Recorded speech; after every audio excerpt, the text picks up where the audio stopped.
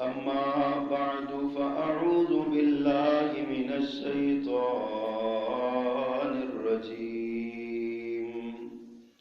بسم الله الرحمن الرحيم. يا بني إسرائيل اذكروا نعمتي التي أنعمت عليكم وأوفوا بعهدي أوف بعهدكم وإياي فارهبون.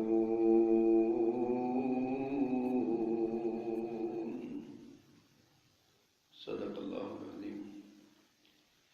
رب اشرح لي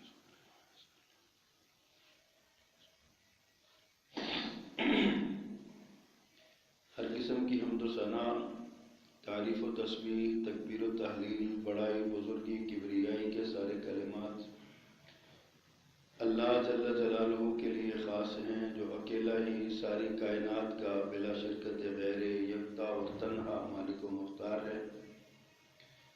درود و سلام امام الانبیاء، سید المرسلین، امام الاولین والآخرین، سیدنا و امامنا و مولانا محمد کریم علیہ التحیۃ والتسلیم صلی اللہ علیہ وآلہ وصحبہ وسلم کی ذات والا صفات کے لیے مختصر کلمات حمد و صلات کے بعد قرآن حکیم کی سورۃ البقرہ کی زیر مطالعہ آیت کے ضمن میں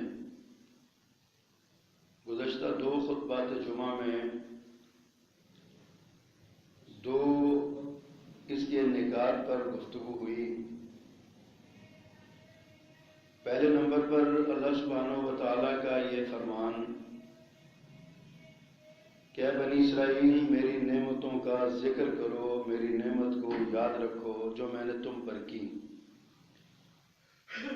اور اللہ تعالیٰ نے بنی اسرائیل پر جتنی نعمتیں کی ہیں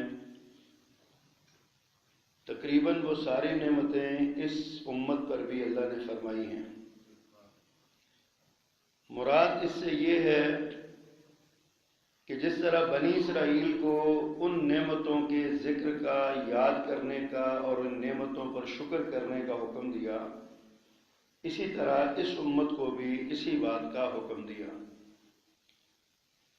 دوسرا، اس آیت میں اللہ تعالیٰ نے جو بنی اسرائیل کو حکم دیا وہ یہ ہے کہ وَأَوْفُوا بِعَهْدِي أُوفِ بِعَهْدِكُمْ، تم میرے وعدے کو پورا کرو، میں تمہارے وعدے کو پورا کروں گا۔ اور یہی حکم اس امت کے لیے، امت محمدیہ صلی اللہ علیہ وسلم کے لیے بھی موجود ہے۔ فرمایا فَاذْكُرُونِي أَذْكُرْكُمْ وَاشْكُرُوا لِي وَلَا تَكْفُرُونَ، تم میرا ذکر کرو، میں تمہارا ذکر کروں گا، میرے شکر گزار رہو اور میری ناشکری نہ کرو۔ اللہ سبحانہ و تعالیٰ سے کیے ہوئے وعدوں کو یاد رکھنا ہی اللہ کا شکر ہے، ان کا ذکر کرنا اللہ کا شکر ہے، اور ان جو نعمتیں اللہ نے دی ہیں ان نعمتوں کا کثرت کے ساتھ ذکر کرنا اور اس کو اللہ کا احسان سمجھنا، یہ اللہ سبحانہ و تعالیٰ کا حکم ہے اور اس پر عمل کرنا چاہیے۔ اس کے ساتھ ساتھ ایفائے عہد کی بات ہو رہی تھی گزشتہ خطبہ جمعہ میں کہ اللہ سبحانہ و تعالیٰ نے وعدوں کے پورا کرنے کا حکم دیا ہے۔ قرآن مجید کے کئی مقامات پر بنی اسرائیل پر جہاں فرد جرم عائد کی گئی ہے، ان مقامات پر بنی اسرائیل کے جرائم میں سے ایک بڑا جرم نقض میثاق ہے، وعدے کی خلاف ورزی ہے، عہد کو توڑ دینا ہے۔ اور جب بنی اسرائیل نے اللہ سے کیے ہوئے وعدوں کو نہ پورا کیا اور توڑ دیا تو اللہ نے بدلے میں ان کو اس دنیا میں بھی ذلیل کر دیا۔ ان سے جو نعمت اللہ نے ان کو دی تھی کہ جہان والوں پر اللہ نے ان کو فضیلت دی تھی، وہ فضیلت بھی اللہ نے چھین لی۔ سلسلہ نبوت اس بنی اسرائیل کے اندر جاری تھا، ہزارہ انبیاء بنی اسرائیل میں آئے، اللہ تعالیٰ نے ان کے ان جرائم کی پاداش میں سلسلہ نبوت بھی اس خاندان سے چھین لیا، اور یہ سلسلہ نبوت پھر بنی اسماعیل میں منتقل ہوا۔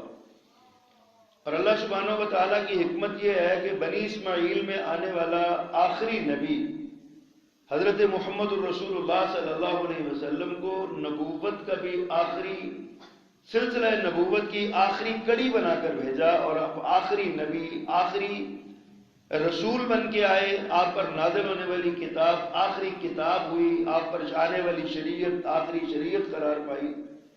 اب آپ کے بعد نہ کوئی نبی ہے، نہ کوئی شریعت ہے، نہ کوئی کتاب ہے، آپ قیامت تک کے لیے، آپ پوری بنی نوع انسان کے لیے آپ نبی بن کے آئے۔ بنی اسرائیل کا یہ ذکر کر کے اصل میں اس امت محمد صلی اللہ علیہ وسلم کو یہ باور کروایا گیا ہے، یہ پیغام دیا گیا ہے کہ تم اس بات کو یاد رکھو کہ اگر یہ نعمت ان کو دی ہوئی ان سے چھن سکتی ہے تو تم سے بھی یہ چھن سکتی ہے۔ تم بھی دنیا میں ذلیل و رسوا ہو جاؤ گے، آخرت میں اللہ کی پکڑ کا شکار ہو جاؤ گے اگر تم نے اللہ کے وعدوں کو پورا نہ کیا۔ اور گزشتہ جمعہ میں نے یہی عرض کیا تھا کہ اللہ کے جو وعدے ہیں ان وعدوں میں سب سے بڑا اور سب سے اہم وعدہ اللہ کے ساتھ شرک نہ کرنے کا ہے۔ اللہ سبحانہ و تعالیٰ کی ذات میں، اس کی صفات میں، اس کے افعال میں کسی کو شریک نہ ٹھہرانا، یہ اللہ کا سب سے بڑا وعدہ ہے۔ جس قوم کے اندر شرک عام ہو جائے وہ قوم کبھی بھی کامیاب نہیں ہو سکتی، نہ دنیا میں نہ آخرت میں۔ آج بڑے افسوس کے ساتھ یہ ہمیں دیکھ رہے ہیں اور کہنا پڑتا ہے کہ ہمارے ملک میں شاید اتنے سکول نہ ہوں جتنے ہمارے ملک میں دربار اور مزار اور شرک کے اڈے بنے ہوئے ہیں۔ اللہ سبحانہ، یہ شرک جو ہے یہ صریحاً اللہ کو گالی دینے کے مترادف ہے، اللہ سبحانہ و تعالیٰ کو برا کہنے کے مترادف ہے۔ اللہ سبحانہ و تعالیٰ فرماتے ہیں میں پاک ہوں، میرا کوئی شریک نہیں ہے، اور ہم کہہ نہیں اللہ کی کسی صفت میں، اللہ کی کسی فعل میں، اللہ کی کسی ذات میں کوئی شریک ہو سکتا ہے۔ کسی کو نور من نور اللہ کہنا، اللہ کے نور کا ٹکڑا بنانا، یہ اللہ کی ذات میں شرک ہے۔ اور کسی کو اللہ تعالیٰ کی صفات میں شریک کر دینا اور کسی کو اللہ کے اختیار میں شریک کر دینا، یہ فعل میں شرک ہے، اللہ کے افعال میں شرک ہے۔ تو یہ اللہ سے کیا ہوا وعدہ ہے جو پورا کرنا ہے۔ دوسرا وعدہ اللہ سے جو کیا ہے وہ ہے اس کے نبی کی بات کو ماننا۔ آج ہمارا المیہ یہ ہے کہ ہر بندہ اٹھتا ہے اور وہ پیارے پیغمبر صلی اللہ علیہ وسلم کی کوئی بات اگر اس کی عقل میں نہیں نہ آتی تو وہ کہتا ہے چونکہ میری عقل میں یہ بات نہیں آئی تو رسول اللہ غلط ہے، یہاں پہ معاذ اللہ میں صحیح ہوں، اللہ کے رسول غلط ہے۔ اور اس کا نتیجہ ہے آگے بڑھ کے جب وہ یہ سوچتا ہے نا، عملی طور پہ اس کا اظہار کرے یا نہ کرے، لفظ نہ بولے لیکن عمل کے ساتھ وہ یہ بتا دیتا ہے کہ میں اس بات کو، میں خود کو رسول اللہ صلی اللہ علیہ وسلم سے بڑا سمجھتا ہوں۔ عیاذ باللہ، نعوذ باللہ من ذلک، معاذ اللہ۔ اور یہی بات ہے کہ اس سے آگے بڑھ کے اگلے درجے میں اس کا یہ نکلتا ہے کہ بندہ انکار حدیث کر دیتا ہے۔ دراصل انکار حدیث ہی رسول اللہ صلی اللہ علیہ وسلم کی ذات اور آپ کی بات میں تحقیر اور تخفیف کا سبب ہے۔ جو بندہ اللہ کے رسول صلی اللہ علیہ وسلم کی بات کا انکار کر دے، اس کا مطلب یہ ہے کہ اس نے رسول اللہ صلی اللہ علیہ وسلم کو کامل نہیں سمجھا، اس نے مکمل نہیں سمجھا، پیارے پیغمبر صلی اللہ علیہ وسلم پر نازل ہونے والی شریعت کو پورا نہیں سمجھا۔ اللہ کے ساتھ جو وعدہ کیا ہے وہ وعدہ یہ ہے کہ اللہ کے رسول کی بات کو ماننا ہے اور من وعن ماننا ہے، بغیر چوں چرا کے ماننا ہے، بغیر کسی شک کے ماننا ہے۔ یہ وعدہ ہے جو اس انسان نے اللہ سے کیا ہے، اور اگر اس امت کے لوگ اس وعدے کا انکار کریں گے، اس وعدے سے منہ موڑیں گے تو حضرات سوائے تباہی اور بربادی کے، ذلت اور رسوائی کے، ناکامی اور خسارے کے کچھ بھی انسان کے پلے نہیں پڑے گا۔ تو یہ ایفائے عہد، اس کے بارے میں پیارے پیغمبر صلی اللہ علیہ وسلم کا ایک فرمان میں نے گزشتہ جمعہ آپ کے سامنے پیش کیا۔ دوسرا فرمان میں آج آپ کے سامنے رکھنا چاہتا ہوں، جس میں پیارے پیغمبر صلی اللہ علیہ وسلم کا ارشاد ہے، لا ایمان لمن لا امانت لہ ولا دین لمن لا عہد لہ۔ فرمایا اس شخص کا ایمان ہی قابل قبول نہیں ہے جو امانت دار نہیں، اور اس شخص کا دین ہی قابل قبول نہیں ہے جو وعدہ پورا نہیں کرتا، افائے عہد پر پورا نہیں کرتا۔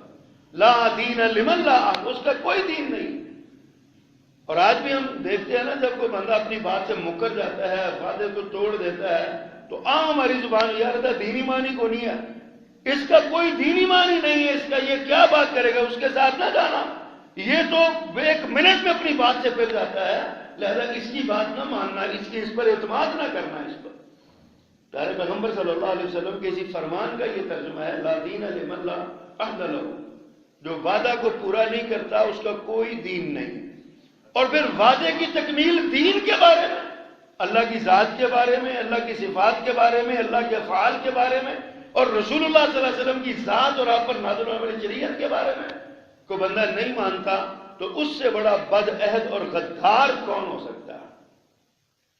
سیدہ عائشہ رضی اللہ عنہ فرماتی ہیں، ام المومنین، پیارے پیغمبر صلی اللہ علیہ وسلم نماز میں ایک دعا پڑھا کرتے تھے، اس دعا کا ایک حصہ تھا، اللہم انی اعوذ بک من المعصم والمغرم، یا اللہ میں تجھ سے گناہوں کے کرنے سے تیری پناہ مانگتا ہوں اور قرض کے چڑھنے سے تیری پناہ مانگتا ہوں۔ من المغرم، میں مغرم سے یعنی قرض سے تیری پناہ مانگتا ہوں۔ اور اب یہ بڑی شد و مد کے ساتھ اور بڑی شدت کے ساتھ یہ دعا فرمایا کرتے تھے۔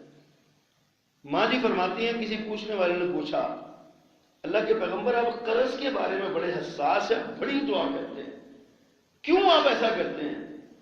پیارے پیغمبر صلی اللہ علیہ وسلم نے جو بات ارشاد فرمائی نا، اللہ اکبر، فرمایا ان الرجل اذا غرم حدث فکذب ووعد فاخلف۔ دو باتیں آپ نے، جو بندہ مقروض ہو جاتا ہے نا، پھر اس کے اندر دو چیزیں آ جاتی ہیں۔ جو بھی بندہ مقروض ہوگا، قرض کی زنجیروں میں جکڑا ہوا ہوگا، اللہ سب کو قرضوں سے نجات عطا فرمائے۔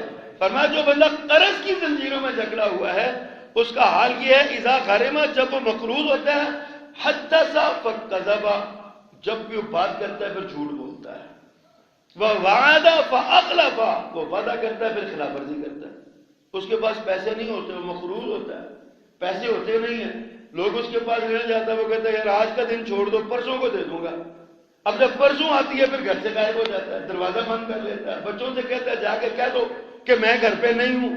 اور یہ ساری باتیں پیارے پیغمبر صلی اللہ علیہ وسلم نے اس وعدے کی خلاف ورزی پر اتنی تنبیہ فرمائی، آپ اللہ سے دعا کرتے تھے کہ یا اللہ میں قرض سے تیری پناہ مانگتا ہوں۔ یہ پیارے پیغمبر صلی اللہ علیہ وسلم کی تعلیمات ہیں، آپ کو اسوہ ہے۔ آپ کو کتنی بڑی بات ہے کہ چھوٹی سی بات میں فرمایا جو بندہ مقروض ہوتا ہے وہ بات پہ جھوٹ بولتا ہے اور وعدہ خلافی کرتا ہے، جو وعدہ خلافی کرے اس کی تو کوئی پھر اس کا اعتبار نہیں ہوتا معاشرے کے اندر۔ اللہ اکبر۔ ہم انبیاء کی سیرت کو دیکھتے ہیں تو حضرت موسیٰ علیہ السلام کا ذکر ہمارے سامنے آتا ہے۔ سیدنا موسیٰ علیہ السلام نے جس حق مہر کی بنیاد پر حضرت شعیب تھے یا کوئی بھی جو بزرگ تھے ان کی بیٹیوں کے ساتھ، ان کی بیٹی کے ساتھ نکاح ہوا، اور جو حق مہر طے ہوا وہ 8 اور 10 سال کی 2 شرطیں تھیں کہ 8 سال تم میرے خدمت کرو گے، میری بکریوں کو چلاؤ گے، میرے گھر میں رہو گے، اگر 10 سال کر لو تو یہ زیادہ بہتر ہوگا۔ اس آیت کی تفسیر میں علماء نے بڑے خوبصورت نقطے اٹھائے ہیں۔ پوچھنے والے نے پوچھا کہ یہ بتاؤ، ایک بنی اسرائیلی مسلمان ہونے کے لیے آیا نا، تو کسی صحابی نے اسے پوچھا حضرت موسیٰ علیہ السلام نے کون سا وعدہ پورا کیا تھا، 8 سال کا یا 10 سال کا؟ تو یہ شخص کہنے لگا کہ جی مجھے تو علم نہیں ہے، میں کسی صاحب علم سے پوچھ کے بتاتا ہوں۔ پھر وہ وہاں سے نکلا، سیدھا عبداللہ ابن عباس رضی اللہ تعالیٰ عنہ کے پاس آیا۔ سیدنا عبداللہ ابن عباس وہ شخصیت ہیں جن کو خود رسول اللہ صلی اللہ علیہ وسلم نے مفسر قرآن کہا ہے، اور ان کے لیے دعا کی اللہ اس کو تفسیر قرآن کی سمجھ عطا فرمائے۔ اب حضرت عبداللہ ابن عباس رضی اللہ تعالیٰ نے اس کے جواب میں جو بات ارشاد فرمائی، فرمایا وہ اللہ کے نبی تھے، اور اللہ کے نبی اپنے وعدوں کو بڑے احسن طریقے سے پورے کرنے والے ہیں۔ حضرت موسیٰ علیہ السلام نے 10 سال پورے کیے، اگرچہ آپ کے پاس 2 آپشن موجود تھے، آپ چاہتے تو 8 سال بعد چلے جاتے، وعدہ پورا ہو جاتا، لیکن آپ نے وعدے کی مکمل تکمیل فرمائی اور آپ نے 10 سال پورے کر کے پھر وہاں سے آپ نکلے۔ یہ انبیاء کی صفت اور انبیاء کی شان ہے۔ رسول اللہ صلی اللہ علیہ وسلم کے بارے میں کتنے آپ اسکولوں کی کتابوں میں ہم نے واقعات پڑھے ہیں کہ ایک شخص کے ساتھ آپ کا کچھ لین دین ہوا، آپ سے وہ کہنے لگا کہ آپ یہاں ٹھہرے، میں بھی آتا ہوں، میں آپ کو نا آپ کی وہ دیتا ہوں، جو بھی آپ کا دینا لینا میرا ہے میں کرتا ہوں۔ وہ بندہ خود کہتا ہے کہ میں چلا گیا، جا کے بھول گیا۔ 3 دن کے بعد وہ وہاں اس کو یاد آیا کہ میں نے تو محمد صلی اللہ علیہ وسلم سے یہ کہا تھا کہ میں ابھی آیا، میں جا کے دیکھوں۔ وہ وہاں سے دوڑا، یہاں آ کے دیکھا تو پیارے پیغمبر کو وہیں پہ کھڑے پایا، حیران رہ گیا۔ پیارے پیغمبر نے صرف ایک بات ارشاد فرمائی، فرمایا یار تم نے مجھے بہت تکلیف دی ہے۔ 3 دن اللہ کے پیغمبر اس کا انتظار کر رہے ہیں، اس سے وعدہ کیا تھا کہ میں یہاں پہ کھڑا ہوں، تم واپس آؤ۔ صرف ایک لفظی وعدہ کیا ہے، اس وعدے کی تکمیل کے لیے آپ نے 3 دن وہاں پہ، آپ صرف نماز وغیرہ کے لیے جاتے تھے، پلٹ کے آپ وہیں پہ آ جاتے تھے تاکہ وہ آئے تو اس کو تکلیف نہ ہو۔ کیا آج ہمارے یہاں اس کا تصور بھی ہے؟ یہ کتنی بڑی وعدے کی خلاف ورزی۔ ہم کسی سے کہتے ہیں ہم 2 بجے آئیں گے، اور ہمیں پتہ ہے کہ ہم گھر سے نکلیں تو آدھے گھنٹے کا، پونے گھنٹے کا سفر ہے، ہم 2:15 بجے گھر سے نکلتے ہیں۔ ہمارے شادی بیاہوں پہ آپ دیکھیں ہم کیا کرتے ہیں، یہ بھی وعدے کی خلاف ورزی ہے۔ اخلاقی طور پہ ہمیں سمجھنا چاہیے کہ یہ بھی وعدے کی خلاف ورزی ہے کہ ہم نے ٹائم دیا 6 بجے کا، 7 بجے کا، 8 بجے کا، ہم خود وہاں پہ 10 بجے پہنچ رہے ہیں۔ ہم نے اپنے کارڈ پہ لکھا ہے کہ آنے والے مہمانوں کی خدمت میں کھانا 8 بجے پیش کر دیا جائے گا، ہم کھانا 10 بجے کھلاتے ہیں۔ یہ ساری وعدوں کی خلاف ورزیاں ہیں۔ پیارے پیغمبر صلی اللہ علیہ وسلم اتنے حساس تھے اس بارے میں۔ آپ ایک خاتون کے گھر گئے تو دیکھا کہ وہ خاتون اپنے بچے کو بلا رہی ہے اور پچکار رہی ہے، اس کو کہتی ہے آؤ میں تمہیں کوئی چیز کھانے کو دوں۔ اب وہ بچہ آیا تو اللہ کے رسول صلی اللہ علیہ وسلم نے فرمایا اگر یہ بچہ تیرے پاس آتا تو اس کو کیا دیتے؟ اس نے کہا جی میرے پاس ٹافی ہے یا کوئی ایسی چیز تھی میٹھی، میں یہ پیش کرتی۔ اللہ کے رسول صلی اللہ علیہ وسلم نے فرمایا اگر تو اس کو یہ لالچ دے کے بلاتی، وہ تیرے پاس آتا اور تو اس کو کچھ نہ دیتی تو یہ جھوٹ تیرا لکھا جاتا، تو نے جھوٹ بولا ہے۔ اتنے حساس تھے میرے پیغمبر صلی اللہ علیہ وسلم اس بارے، اس قدر حساس سے آپ اندازہ فرمائیں کہ کیا اور ہمارا رویہ، ہماری حیثیت کیا ہے، ہمارے معاملات کیسے ہیں۔ اللہ فرماتے ہیں وَأَوْفُوا بِعَهْدِي أُوفِ بِعَهْدِكُمْ، تم میرے وعدے کو پورا کرو میں تمہارے وعدے کو پورا کروں گا۔ تو ہم اللہ کے وعدوں کو پورا کر رہے ہیں۔ اللہ کا حکم ہے بندوں کے ساتھ بھی وعدہ پورا کرو۔ اوفوا بالعہد ان العہد کان مسئولا، فرمایا وعدوں کو پورا کرو، ان وعدوں کے بارے میں سوال کیا جائے گا۔ عام روٹین میں وعدے کی خلاف ورزی کرنا تو ہمارے لیے معمول کی بات ہے نا، ہم اس کو گناہ اب اس کو گناہ بھی نہیں سمجھتے۔ کوئی ایسا معاملہ جو ہے نا وہ نہیں کرتے۔ بالخصوص ہمارے معاشرتی معاملات میں ہم جتنا جھوٹ بولتے ہیں اور جس قدر وعدہ خلافی کرتے ہیں، ہم آپ خود اندازہ کر لیں کہ ہماری کیا کیفیت اور کیا حیثیت ہوتی ہے۔ 2-4 گھنٹے لیٹ ہونا ہمارے لیے کوئی ایشو ہی نہیں ہے، کوئی معاملہ ہی نہیں۔ اللہ اکبر۔ سیرت کی کتابوں میں، حدیث کی کتابوں میں ایک بڑا پیارا واقعہ لکھا ہوا ہے۔ حضرت حذیفہ بن یمان رضی اللہ تعالی عنہ جنگ بدر میں شریک نہیں ہوئے، حالانکہ مدینہ میں موجود تھے۔ نہ وہ شریک ہوئے نہ ان کے باپ ان کے والد شریک ہوئے، یمان شریک ہوئے۔ بعد میں حضرت حذیفہ خود فرماتے ہیں کہ بھلا میں کیوں نہیں شریک ہوا جنگ میں، جنگ بدر میں کیوں شریک نہیں ہوا؟ قربان جو میرے پیغمبر صلی اللہ علیہ وسلم کی تعلیمات پہ آپ نے صرف زبانی تعلیم نہیں دی، عمل کر کے دکھایا۔ حضرت حذیفہ فرماتے ہیں میں مکہ سے نکلا مدینہ جانے کے لیے، مجھے کفار مکہ نے پکڑ لیا، مجھے اور میرے والد کو دونوں کو پکڑ لیا۔ کہنے لگے کہ تم کہاں جا رہے ہو؟ ہم نے کہا جی مدینے جا رہے ہیں۔ انہوں نے مکہ والوں نے پوچھا کہ تم مسلمانوں کے ساتھ مل کے کفار سے جنگ تو نہیں کرو گے؟ انہوں نے کہا جی ہم تو مدینہ جا رہے ہیں، ہمیں جنگ سے کیا لینا دینا، ہم جنگ میں شریک نہیں ہوں گے۔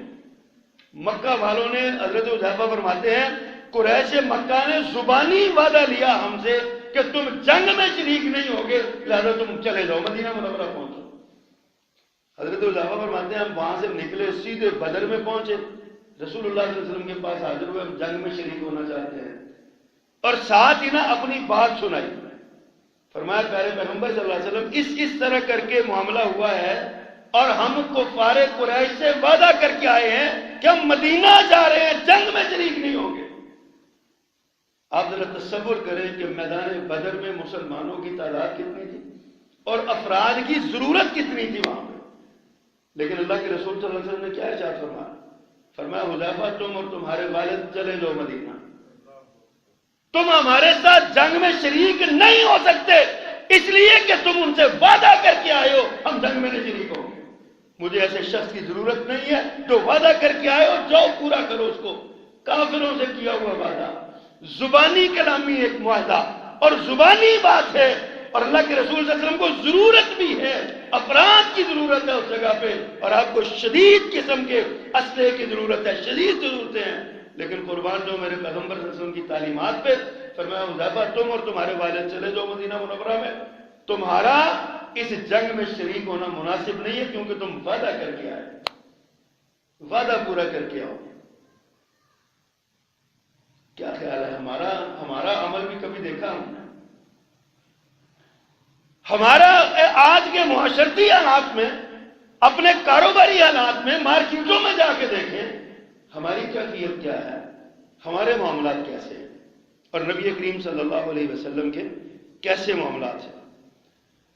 اللہ اکبر، صلح حدیبیہ ہوئی، اللہ کے رسول صلی اللہ علیہ وسلم حدیبیہ میں پہنچے، صحابہ کرام آپ کے ساتھ ہیں، 1400 صحابہ کا جم گٹھا ہے، آپ بیت اللہ کی زیارت کے لیے نکلے ہیں، طواف کے لیے نکلے، حجر اسود کو بوسے دینے کے لیے نکلے، کتنا جذبہ ہے، اور کتنے سال، 7-8 سال گزر چکے، 6 سال 7 سال گزر چکے، اب 6 سال کے بعد یہ موقع مل رہا ہے، مکہ سے نکل آئے ہیں، لڑنے کا ارادہ بھی نہیں ہے، کوئی اسلحہ ساتھ نہیں ہے، حدیبیہ میں روک دیے گئے، حدیبیہ میں روک دیے گئے، اب سفارت ہو رہی ہے، ایک سفیر آیا، اس سے مذاکرات ناکام ہو گئے، پھر دوسرا آیا، مذاکرات ناکام ہو گئے، حضرت عثمان رضی اللہ تعالیٰ مسلمانوں کی طرف سے گئے، انہوں نے کہا کہ عثمان تم ایسا کرو، تم کر لو جو کچھ کرنا ہے، طواف کر لو، پھر اپنا جو حجر اسود کو بوسہ دے لو، صحیح کر لو، عمرہ سارا کر لو، تم نے کہا تم کر لو، لیکن مسلمانوں کو، باقی مسلمانوں کو آنے کی اجازت نہیں۔ سفارت ناکام ہوگی، یہ بھی سفارت ناکام ہوگی، ادھر بھی سفارت ناکام ہوگی، عجیب ٹینشن کا شکار ہے، پورا لشکر شکار ہے، مکہ والے عزم کر کے بیٹھے ہیں کہ ہم واپس نہیں آنے دیں۔ اسی دوران سہیل بن عمر آتا ہے، اب سہیل سحر سے نکلا ہے جس کا معنی ہے آسانی، میرے پیغمبر صلی اللہ علیہ وسلم نے پوچھا کون آیا؟ کہا جی سہیل ہے، فرمایا اب اللہ آسانی کر دے گا، اب مذاکرات کامیاب ہو جائیں گے، آپ نے شگون لیا نام سے، فرمایا اب اللہ آسانی کر دیں گے، اللہ اکبر، سہیل آیا، مذاکرات ہوئے، مذاکرات قریب تھے، کامیاب ہونے کے قریب تھے، ایک شرط اس معاہدے میں سہیل نے یہ لکھوائی کہ جناب کوئی شخص جو مکہ سے مسلمان ہو کے مدینہ جائے گا، مدینہ والے اس کو واپس کر دیں گے، اور اگر کوئی مدینہ سے کافر ہو کے مسلمان اسلام چھوڑ کے مکہ آئے گا تو مکہ والے واپس کرنے ہی کریں گے۔ بڑی عجیب شرط تھی، لیکن پہلے پیغمبر صلی اللہ علیہ وسلم جن حالات کا مدینہ منورہ میں شکار تھے نا، اللہ کے رسول صلی اللہ علیہ وسلم کی یہ کامیاب اور زبردست خارجہ پالیسی تھی۔ آپ کے اگر ہم سیاسی معاملات کو ہم دیکھیں، ہم سمجھیں نا، تو پیارے پیغمبر صلی اللہ علیہ وسلم ایک بہترین خارجہ پالیسی کے ماہر ہمیں نظر آتے ہیں یہاں پہ۔ اللہ کے رسول صلی اللہ علیہ وسلم، ہم نے پیارے پیغمبر، میں پہلے بھی کئی بار عرض کر چکا ہوں، ہم اللہ کے رسول صلی اللہ علیہ وسلم کو صرف ایک مذہبی شخصیت کے روپ میں دیکھتے ہیں، جنہوں نے ہمیں دین سکھایا، نماز روزہ سکھایا، اور سارا باقی معاملات میں ہم سمجھتے ہیں کہ نہیں، وہ اس کے لیے روسو چاہیے، اس کے لیے وہ جاپان کا اور فرانس کا اور فلاں کی شخصیات جو ہے نا، معاہدہ عمرانی وغیرہ، یہ وہ چاہیے۔ کبھی پیارے پیغمبر صلی اللہ علیہ وسلم کی سیرت کو اس تناظر میں پڑھ کے دیکھا کریں۔ اللہ کے رسول صلی اللہ علیہ وسلم آپ کو بہترین مدبر سیاستدان نظر آئیں گے، پیارے پیغمبر آپ کو کامیاب جرنیل نظر آئیں گے، اللہ کے رسول صلی اللہ علیہ وسلم آپ کو اعلیٰ پائے کے جاندار تاجر نظر آئیں گے۔ آپ کبھی پیارے پیغمبر کی معاشی پالیسیوں کو دیکھیں، سیاسی پالیسیوں کو دیکھیں۔ چند خطبات جمعہ پہلے میں نے یہ آپ کو بتایا تھا نا، پیارے پیغمبر صلی اللہ علیہ وسلم کی سیرت کا ایک گوشہ میں نے پڑھا، میں حیران رہ گیا۔ اللہ کے رسول صلی اللہ علیہ وسلم بہترین ٹاؤن پلانر تھے، آپ نے مدینہ منورہ کی ریاست کو ایسے خوبصورت انداز میں شہر میں تبدیل کیا کہ دنیا آج تک عشش کر اٹھی۔ پیارے پیغمبر صلی اللہ علیہ وسلم کی یہ خارجہ پالیسی تھی. وقت بہت زیادہ ہو جائے گا اگر میں اس طرف چل پڑا تو عرض کرتا ہوں اختصار کے ساتھ. اب سہیل نے جب یہ شرط لگائی نا مسلمانوں کے ماتھے پہ بل پڑے گی، یہ تو سراسر ناانصافی ہے. پیارے پیغمبر صلی اللہ علیہ وسلم بھی اس کو ناانصافی سمجھتے تھے، لیکن آپ نے فرمایا چلو ٹھیک ہے، میں یہ بھی شرط منظور ہے. ابھی اتنی سی بات ہوئی تھی، صرف زبانی بات، دستخط نہیں ہوئے معاہدے میں، کچھ نہیں ہوا، صرف ابھی مذاکرات جاری ہیں. شریعت کا اصول یہ ہے کہ مجلس لگی ہوئی ہو نا، مجلس برخاست نہ ہوئی ہو تو کیا ہوا سودا اس مجلس میں منسوخ کیا جا سکتا ہے. جب مجلس برخاست ہو جائے گی پھر سودا نہیں منسوخ ہوگا. مجلس کے اندر بیٹھے بیٹھے ایک سودا ہو گیا، بات چل رہی ہے، اور آپ اگر وہ اس کو کینسل کرنا چاہیں تو کینسل کریں. ابھی یہاں تو معاہدہ بھی نہیں ہوا، دستخط بھی نہیں ہوئے، کچھ نہیں ہوا، زبانی بات ہوئی ہے.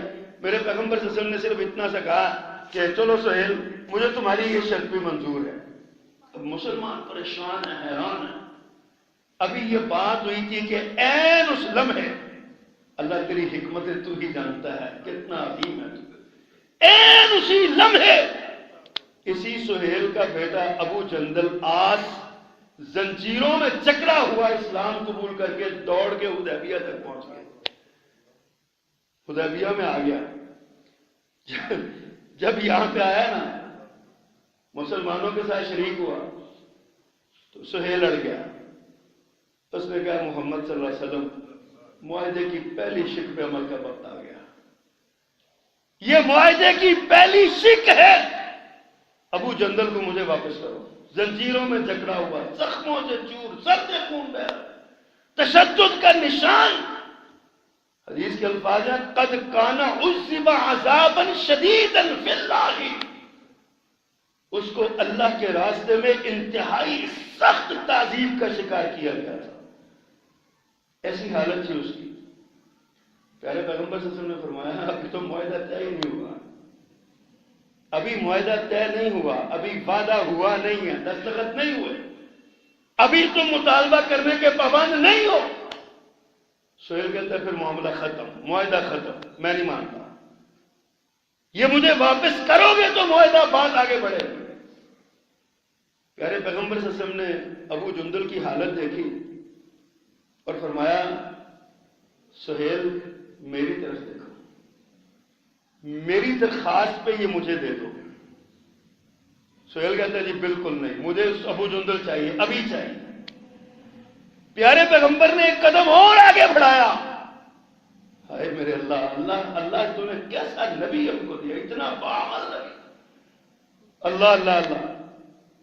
آپ نے فرمایا سہیل مجھ پر احسان کرو، میں تمہارے احسان کا کبھی بدلہ دوں گا، یہ مجھے دے دو، نہ اس کو واپس دے دو.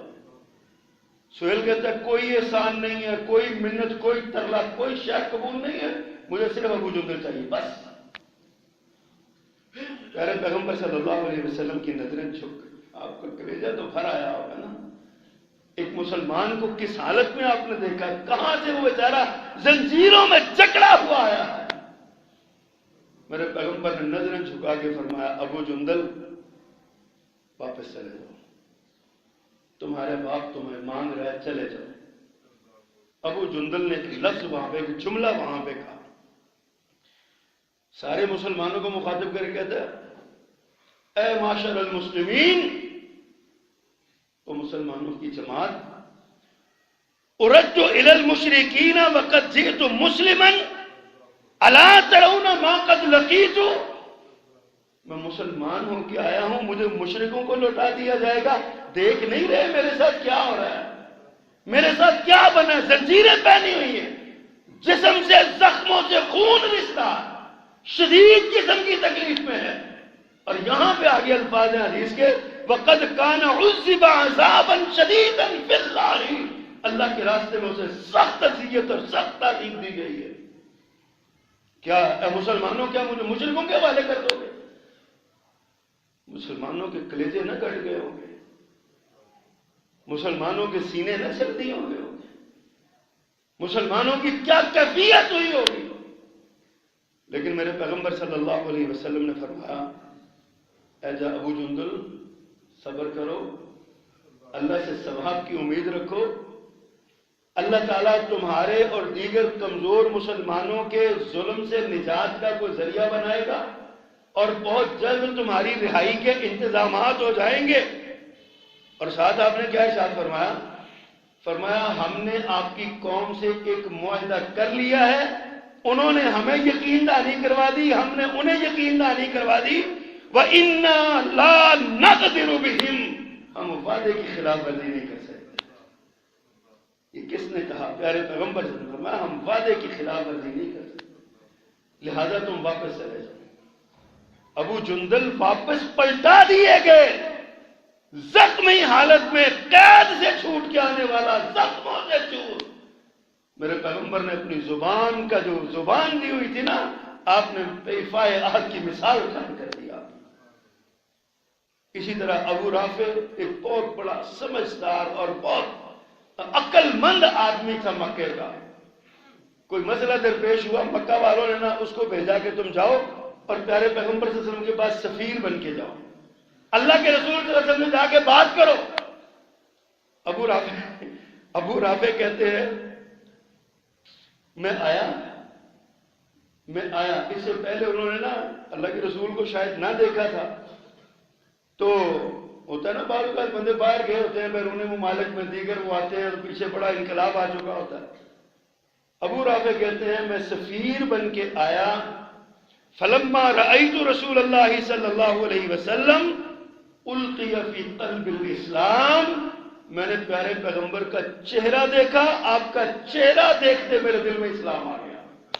میں نے کہا یہ شخص جھوٹا نہیں ہو سکتا، میں نے پیارے پیغمبر کا چہرہ دیکھ کے مسلمان ہونے کا فیصلہ کر لیا۔ اور ساتھ فرماتے ہیں میں نے اللہ کے رسول صلی اللہ علیہ وسلم سے کہا انی واللہ لا ارجع الیہم ابدا، اللہ کے پیغمبر مجھے کلمہ پڑھائیے، میں قسم سے میں واپس نہیں جاؤں گا ان کے پاس۔ سفیر بن کے آئے ہیں، آزاد مرضی ہے نا، ساری دنیا کا قانون ہے کہ سفیروں کی حفاظت کی جاتی ہے، صرف ہمارے ملک میں سفیروں کی حفاظت نہیں کی جاتی۔ ہمارے ملک میں سفیروں کو پکڑ کے اپنے آقایان ولی نعمت کو دے دیا جاتا ہے۔ لیکن سفیر بن کے آیا تھا، کہا اللہ کے پیغمبر میں نہیں جاؤں گا۔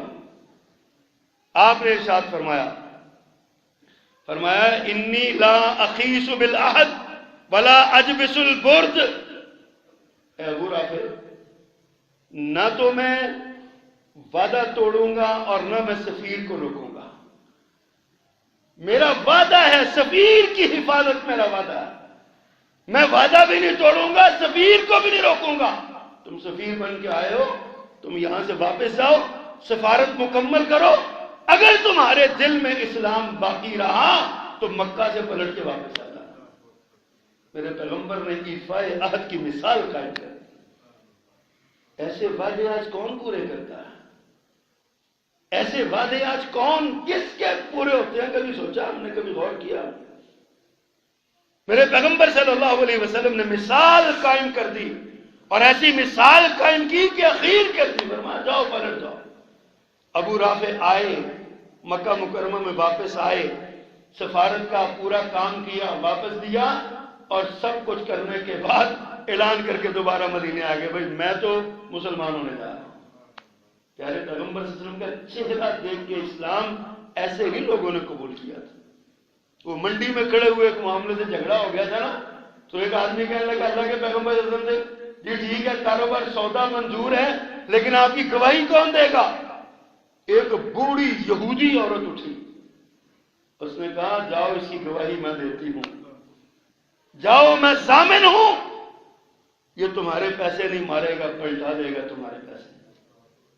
حضرات ذرا سوچیے تو صحیح، ہم اس نبی کی امتی ہیں جس کا چہرہ دیکھ کے یہودی اس کی ضمانتیں دیا کرتے تھے، اور بوڑھی خاتون، پیارے پیغمبر صلی اللہ علیہ وسلم تشریف لے گئے، پیچھے سے کسی نے بوڑھی اماں سے کہا اماں تو نے یہ کیا حرکت کی ہے، تو اس کو جانتی ہے؟ کہا نہیں۔ کہا تجھے پتا اس کا گھر کہاں ہے؟ کہا نہیں۔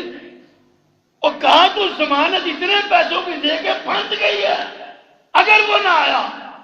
مائی نے ایک جملہ بولا تھا، ایک جملہ، خدا کی قسم میرے پیغمبر کی ساری سیرت اس کے اندر موجود ہے۔ اس نے کہا تھا تم یہ کہتے ہو یہ نہیں آئے گا، میں نے اس کا چہرہ دیکھا، چہرہ جھوٹے کا ہے ہی نہیں، وہ جھوٹ نہیں بولے گا، وہ آئے گا، تمہاری امانت تمہیں لوٹائے گا، میں نے اس کا چہرہ دیکھا، وہ چہرہ جھوٹے کا نہیں۔ حضرات یہ میرے پیغمبر صلی اللہ علیہ وسلم کی صفات ہے، یہ میرے نبی کی تعلیم ہے۔ آج جائیے مارکیٹ میں کسی شخص کے سر پہ ہاتھ رکھ کے آپ کہہ سکتے ہیں میں قسم اٹھا کے کہتا ہوں یہ جھوٹ نہیں بولتا، میں قسم اٹھا کے کہتا ہوں یہ بندہ جھوٹے کا چہرہ نہیں ہے۔ 1000 میں سے نہیں، 10,000 میں سے ایک بندہ شاید کو مل جائے۔ اعتبار ہی نہیں ہے، اعتماد ہی نہیں ہے۔ ان لوگوں نے اعتماد کیا، اللہ اکبر۔ اور پھر حضرت جابر بن عبداللہ رضی اللہ تعالیٰ عنہ فرماتے ہیں پیارے پیغمبر کے بڑے لاڈلے سے آتے تھے۔ ان کے والد نا جنگ احد میں غالباً شہید ہو گئے، مریل سی ان کی اونٹنی تھی اور یہ چل ہی نہیں رہی تھی۔ پیارے پیغمبر صلی اللہ علیہ وسلم یتیموں سے بہت محبت کرتے تھے۔ جو بچہ یتیم ملتا ہے نا آپ اس کو بڑا اس کو سینے سے لگاتے ہیں۔ آپ نے ارشاد فرمایا جو بندہ یتیم کے سر پہ ہاتھ رکھے گا نا، جتنے بال اس کے ہاتھ کے نیچے آئیں گے اتنی نیکیاں اللہ نامہ اعمال میں درج کر دے گا۔ یہ جابر یتیم ہو گئے، مکہ جنگ سے واپس آتے ہوئے نا سب سے پیچھے رہ گئے۔ میرے پیغمبر صلی اللہ علیہ وسلم پیچھے پلٹے اور فرمایا جابر کیا ہوا، چلتے کیوں نہیں ہو؟ کہا پیارے پیغمبر یہ اونٹنی چلتی نہیں ہے، یہ ہلتی نہیں ہے، ہولی ہولی چلتی ہے۔ فرمایا اچھا۔ آپ نے نا اس اونٹنی پہ اپنی چھڑی لگائی اور اللہ سے اس کے لیے برکت کی دعا مانگی، پھر اونٹنی کے اندر طاقت آ گئی، اونٹنی نے دوڑ لگائی، سب سے آگے نکل گئی۔ پیارے پیغمبر پیچھے دوڑے اور جا کے کہا جابر اب کیا ہوا، اب تو رکتی نہیں ہے۔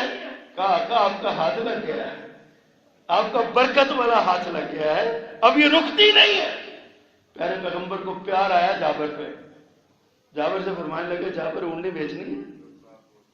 اب حضرت جابر کے پاس ایک ہی اونٹنی تھی اور تھی بھی نہیں، لیکن سوداگر جو تھے نا، سودا لینے والے، وہ بھی بہت بڑی شخصیت تھے۔ جناب جابر انکار بھی نہیں کر سکتے تھے اور اونٹنی بیچنے بھی نہیں چاہتے تھے، لیکن پیارے پیغمبر کی محبت غالب آئی۔ فرمایا اللہ کے پیغمبر آپ لے لیں، ویسے ہی لے لیں، میں دیتا ہوں۔ فرمایا نہیں، سودا کرو۔ پیار کی بات تھی نا، محبت کی بات تھی، جابر سے سودا ہوا۔ فرمایا لیکن ادھار کروں گا، پیسے مدینے جا کے دوں گا۔ تو حضرت جابر بھی فرماتے ہیں میں بھی ادھار کروں گا، مدینے تک کسی اونٹنی پہ جاؤں گا۔ محبت کی باتیں، پاک پیغمبر چل پڑے، مدینہ پہنچے۔ حضرت جابر نے اپنے چچا کو جا کے بات بتائی، یہ اونٹنی کا میں سودا کر رہا ہے، باپ شہید ہو چکا تھا، چھوٹی چھوٹی بہنیں تھیں، اکیلے گھر کے کفیل تھے وہاں۔ چچا ایک بار تو ہل گئے، کہتے تو نے یہ کیا کیا؟ اب ایسی اونٹنی، برکت والی اونٹنی جو اللہ کے رسول کے ہاتھ لگے تھے جس کو، اب تو نے وہ دے دی، اللہ کے بندے یہ کیا معاملہ ہو؟ اللہ اکبر کبیرہ۔ حضرت جابر کہا چلو ٹھیک ہے، وعدہ کیا ہے، جاؤ پورا کر کے آؤ۔ حضرت جابر رضی اللہ تعالیٰ نے اونٹنی لے کے گئے، مسجد نبوی کے باہر باندھی، اندر چلے گئے۔ آقا آپ کا سودا باہر کھڑا ہے، مجھے میرے پیسے دیجئے، میں جاؤں؟ آپ نے فرمایا بیٹھ جاؤ۔ حضرت بلال وزیر خزانہ ان کو بلایا، آواز دی، فرمایا بلال جابر کی اونٹنی باہر بندھی ہے؟ جی آقا بندھی ہے۔ فرمایا اس کو اتنے پیسے دے دو۔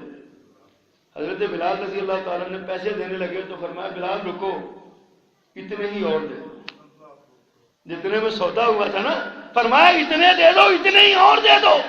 حضرت جابر خوش ہو گئے، یار کیسا زبردست سوداگر ہے، کیا سودا کیا۔ حضرت جابر نے پیسے جھولی میں ڈالے، مسجد نبوی سے نکلنے لگے۔ سیرت نگاروں نے بڑا خوبصورت جملہ لکھا ہے، مسجد نبوی کے اندر باہر ابھی پاؤں تھا، آپ نے ارشاد فرمائی جابر جابر بات سنو۔ جابر کہتے ہیں میں ڈر گیا، پتہ نہیں سودا منسوخ کرنے لگے، اتنے پیسے ملے ہیں۔ پلٹ کے آیا، فرمایا جابر پیسے مل گئے؟ جی آقا مل گئے۔ زیادہ بھی مل گئے؟ جی آقا مل گئے۔ گن لیے؟ فرمایا جی۔ فرمایا جابر پیسے بھی لے جاؤ، اونٹنی بھی لے جاؤ، اونٹنی بھی لے جاؤ، پیسے بھی لے جاؤ۔ اللہ حضرت، یہ حضرت جابر میرے پیغمبر کا اتنا لاڈلا صحابی۔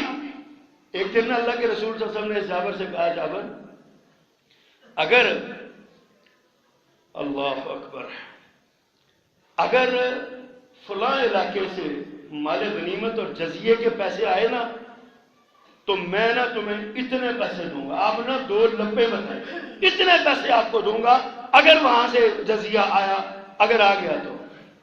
کرنا خدا کا یہ ہوا کہ پیارے پیغمبر فوت ہو گئے, آپ دنیا سے رخصت ہو گئے. جابر کا وعدہ مشروط وعدہ تھا نا کہ جب آئے گا تو دوں گا. اللہ اکبر, آپ دنیا سے رخصت ہو گئے.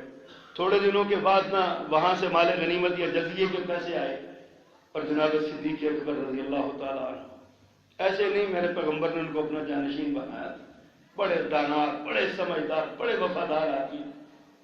جزیہ آیا, جناب صدیق اکبر نے مسجد نبوی میں اعلان فرمایا لوگوں, کسی سے پیارے پیغمبر نے وعدہ کیا تھا تو آ جائے ابو بکر وعدہ پورا کرنا چاہتا ہے. کسی سے میرے پیغمبر نے قرضہ لیا تھا تو آ جائے, پیغمبر کا قرضہ میں اتارنا چاہتا ہوں. حضرت جابر فرماتے ہیں میں گیا اور میں نے جا کے کہا خلیفۃ المسلمین, اللہ کے پیغمبر نے میرے ساتھ ایسا ایسا کر کے وعدہ کیا تھا.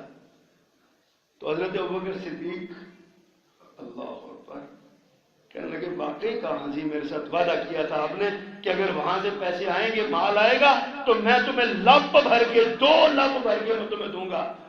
تو حضرت ابوبکر صدیق فرماتے ہیں جابر یہ مال پڑا ہے, لب بھر کے لے لو, میرے پیغمبر کا کیا ہوا وعدہ پورا ہوتا ہے. ایفائے عہد ہو جائے, ایفائے جو پیارے پیغمبر نے وعدہ کیا پورا کر دو, اس کو لے لو, سارا مال لے لو. حضرت جابر فرماتے ہیں خود ابوبکر صدیق آگے بڑھے اور اس میں سے نا ایسے اپنے بک بھری, لب بھری اور 2 لپے بھر کے جناب جابر کو دی. فرماتے ہیں میں نے گنا تو 500 درہم تھا, 500 درہم. اس وقت کے حساب سے درہم بہت قیمتی چیز تھی, اور 500 درہم تو اچھا والا بندہ امیر ہو جاتا. حضرت جابر خوش ہو گئے. جناب ابوبکر صدیق رضی اللہ تعالیٰ کو جابر کے تعلق کا پتہ تھا رسول اللہ صلی اللہ علیہ وسلم کے ساتھ. فرمایا جابر دل خوش ہو گیا, تیرے چہرے پہ مسرت ہے, آقا جی خلیفۃ المسلمین راضی ہوں. فرمایا جاؤ اتنا میری طرف سے لے جاؤ, اتنا میری طرف, میرے پیغمبر کا وعدہ تھا, آپ نے اسی ایفائے عہد کیا. آپ نے حضرات یہ میرے پیغمبر کی سیرت اور میرے پیغمبر کی سنت ہے, اور ہم اس نبی کے ماننے والے ہیں جس نے قدم قدم پہ ایفائے عہد کیا اور کرنے کی تلقین فرمائی. جس نے کہا جو وعدہ پورا نہیں کرتا اس کا کوئی دین قبول نہیں ہوتا. ہم دیندار بنے پھرتے ہیں, کبھی مارکیٹوں میں بیٹھے ہوئے, کبھی اپنی دکان پہ بیٹھ کے, کبھی اپنے ایک تاجر دوست ہے, میں حیران رہ گیا اس کی بات سن کے, اللہ ہمارے تاجروں کو ہدایت دے. وہ پتہ کیا کہتے ہیں, کہتے جی رات کو جب ہم اپنا سامان ملا کے جاتے ہیں نا, روکڑ چکڑ سارا ملا کے جاتے ہیں, ہمیں پتہ ہوتا ہے کہ کل کس کس ویپاری نے آنا جس کو ہم نے پیسے دینے ہیں, ہم ان کے پیسے الگ کر کے رکھتے ہیں کہ صبح دینے ہیں ان کو, وعدہ پورا کرنا. لیکن کہتے ہیں پتہ ہم کیا کرتے ہیں, اللہ من شاء اللہ, میں سب کی بات نہیں کر رہا, سارے اچھے بھی ہوں گے. اس نے مجھے جو بات بتائی, مجھے تو نہیں پتا, نہ میں کبھی مارکیٹ گیا اور نہ کبھی مجھے اس طرح کا واسطہ پڑا, لیکن اس تاجر نے مجھے بات سنائی. اس نے کہا جی صبح جب ہم جا کے بیٹھتے ہیں نا, ہمارے پاس ویپاری آتا ہے, پہلا لاہور سے آئے, کراچی سے آئے, پشاور سے آئے, جہاں سے بھی آئے نا, وہ آتا ہے نا تو ہمیں عادت ہے, مجھے کہتے ہیں اگو چکر لا پھر آگے لائیں. کہتے ہیں پیسے پڑے ہوتے ہیں, دینے بھی ہوتے ہیں, لیکن ہم مجھے کہتے ہیں پہلے آگے سے پھر کے آؤ, پھر آگے پیسے لے کے جانا.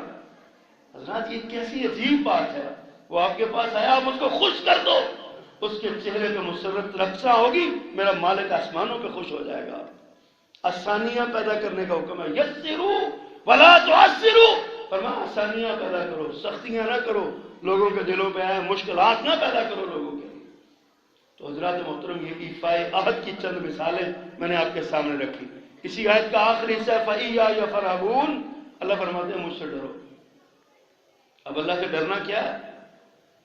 اللہ اکبر, اللہ کی رحمت کی امید رکھتے ہوئے, رحمت کی امید رکھتے ہوئے, اس کے عذاب سے ڈرتے ہوئے, اس کی گرفت سے بچتے ہوئے, برائی سے بچنا اور نیکی کا کام کرنا, یہ فرحبون ہے, یہ اللہ سے ڈرنا ہے.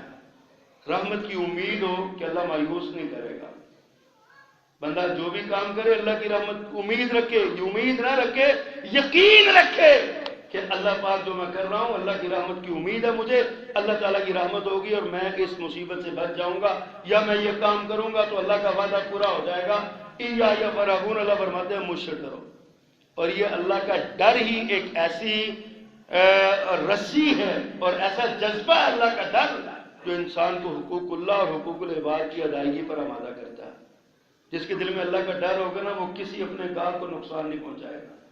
جس کے دل میں اللہ کا ڈر ہوگا وہ کبھی ڈنڈی نہیں مارے گا، کبھی ماپ تول میں کمی نہیں کرے گا۔ جس کے دل میں اللہ کا ڈر ہوگا وہ کبھی حرام نہیں کمائے گا۔ جس کے دل میں اللہ کا ڈر ہوگا وہ کبھی حرام نہیں کھائے گا۔ جس کے دل میں اللہ کا ڈر ہوگا وہ کبھی بھی کسی کو نقصان نہیں پہنچائے گا، کبھی اپنی زبان سے کسی کو گالی نہیں دے گا، کسی کی غیبت اور چغلی نہیں کرے گا، کسی کو نقصان نہیں پہنچائے گا جس کے دل میں اللہ کا ڈر ہوگا۔ جس کے دل میں اللہ کا ڈر ہے وہ تو نہیں کرے گا، اور جو کرے گا اس کو اپنے دل کی فکر کرنی چاہیے کہ اس کا دل اللہ کے ڈر سے خالی ہے۔ آج ہمارے مسائل کا سب سے بڑی مصیبت، سب سے بڑا ہمارا مسئلہ ہی یہ ہے، ہمارے دل اللہ کے تقوی اور اللہ کے رحم سے، اللہ کے ڈر سے خالی ہیں۔ اگر ہمارے دلوں میں اللہ کا ڈر ہو تو ہمارے معاملات سارے درست ہو جائیں۔ تو حضرات یہ 3 باتیں اس آیت مقدسہ میں، جن کا خلاصہ میں نے 3 خطبات جمعہ میں آپ کے سامنے عرض کیا۔ نمبر 1 تذکیر نعمت، اللہ کی نعمتوں کا ذکر کرو۔ یا بنی اسرائیل اذکروا نعمتی التی انعمت علیکم، فرمایا جو نعمتیں میں نے تم پر کی ہیں ان کو یاد رکھو، اور نعمتوں کا یاد کرنا ہی اللہ کے شکر پہ ابھارتا ہے۔ دوسری بات فرمایا وَأَوْفُوا بِعَهْدِي أُوفِ بِعَهْدِكُمْ، تم میرا وعدہ پورا کرو میں تمہارا وعدہ پورا کروں گا۔ اللہ کے وعدے کو پورا کرو، اللہ تعالیٰ دنیا میں بھی اور آخرت میں بھی جتنے وعدے اللہ نے کیے ہیں سارے پورے کر دیں گے۔ اللہ کے ساتھ وعدہ کرو، پورا کرو، ایفائے عہد کرو، اللہ کے ساتھ بھی کرو، اللہ کے بندوں کے ساتھ بھی کرو، اللہ تعالیٰ دنیا اور آخرت کے سارے وعدے پورے کرے گا۔ اور تیسری بات فرمایا وَإِيَّايَ فَارْهَبُونِ، فرمایا مجھ سے ڈرو اور مجھ سے یعنی میرا ڈر اپنے دل میں رکھو، میری محبت اپنے دل میں رکھو۔ تو 3 کام یہ کرے، یہ بنی اسرائیل کو حکم ہے، یہ امت محمدیہ صلی اللہ علیہ وسلم کو بھی حکم ہے۔ 3 کام ہم کریں گے تو انشاءاللہ العزیز ہماری زندگی میں سکون اور اطمینان آئے گا۔ اللہ ہمیں عمل کرنے کی توفیق عطا فرمائے۔